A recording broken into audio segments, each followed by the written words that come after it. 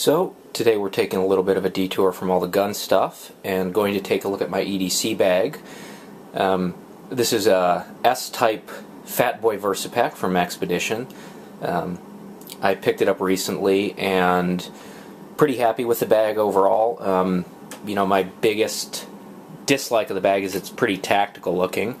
I looked for other things that were a little more low profile and didn't kind of scream out tactical, and I couldn't find anything that really fit my needs quite as well with this bag, so I kind of just went with it.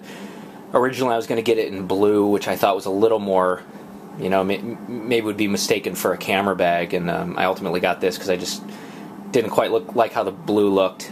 Still don't know how big of a deal I think it is that it's kind of military looking. I actually originally with the bag bought a Janus extension, which we'll take a look at here. It clips onto the strap. When I first put this on, however, my wife, her first question was, when are you deploying to Afghanistan? So that kind of came off. Try to make it look a little bit less tactical. It still kind of has that look, but I have had people ask me if it's a camera bag, if it's something like that. I think most people wouldn't really know what it is or think too much about it. It's comfortable to wear. It's just the right size so that it's not really too big of a deal to be carrying all around all the time.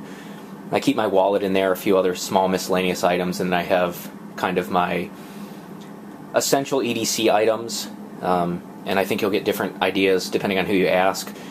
There's some basic medical equipment, kind of first aid stuff that I think of as essential. A few other kind of goofy things, lock picks, etc. I always have a knife on me and a small flashlight, but I have backups in this bag and a few other things. So let's take a look at what's in here. So on the right hand, or left hand side, I'm sorry, I have a small pepper spray from Fox. The other pocket here, we have a, let's see if we can get this out, Israeli trauma bandage. Small light stick. I just kind of shoved that in there because I had it. The top, I have a few little analgesic pills. Let's open up the top here.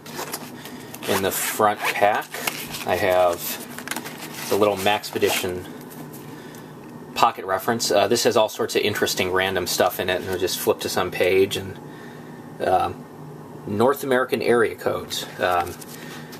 You know, it has dew points, it has all sorts of random stuff. It's kind of just a cool little thing to have in there. Tactical pen,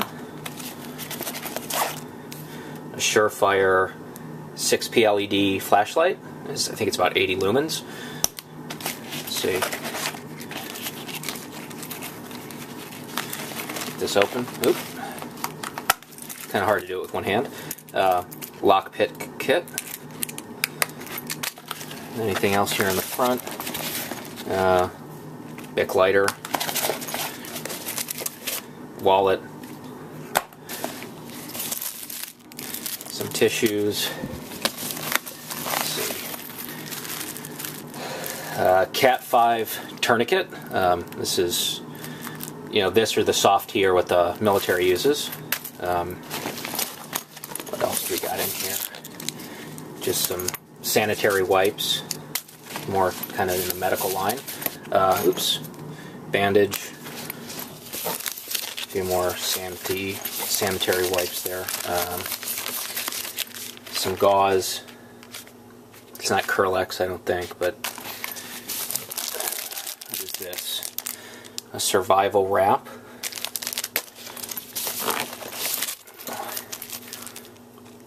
An emergency poncho. A biohazard bag, handcuffs. Anything else in there? I think that's about it. In the back here, now this, you could put a firearm in here. I don't typically carry one in here, and actually the S-Type is made for carry on the left-hand side, assuming that you'd be carrying your concealed firearm on your right-hand side so that it's not kind of in the way. But you can put a firearm in here, and you can actually carry it on your right side if you choose. It's just not quite designed for that, but it still works. So here I have, okay, if I can get this out, might be tough. is a Bravo 1 Bark River knife, kind of survival knife. A few little band-aids and bandages here. I think that about does it. It's nice with all this stuff in it, and a fair bit of things in here. It's still pretty small, easy to carry around. I have room for my wallet and miscellaneous stuff I want to shove in the top, and I kind of have, you know, the essential items in there too. Really, the key items in this bag, I would say, are the Cat 5 tourniquet and the trauma bandage and the wraps here. In fact, I took a tactical first aid class with Insights training, and that was taught by Mike Schertz, who was a Special Forces medic. He runs the tactical first aid, or he runs the medical portion of the SWAT team down in Washington County, Oregon, and his kind of very bare bones first aid kit was 2 tourniquets, Kerlex, 2 bandages, maybe a few other things, and so I kind of zeroed in on just having the tourniquet and the Israeli trauma bandage in there. Most of the other stuff is just kind of random. I don't know, you know, it could be a little bit better thought out, but that about does it. Happy with the bag. It's well constructed. Again, my only real reservation is it's pretty tactical looking, so we'll see how I feel about that later on. I've only had it a little while, but haven't had anyone really remark anything on it too much, and I don't think people really think too much about it, so there you go.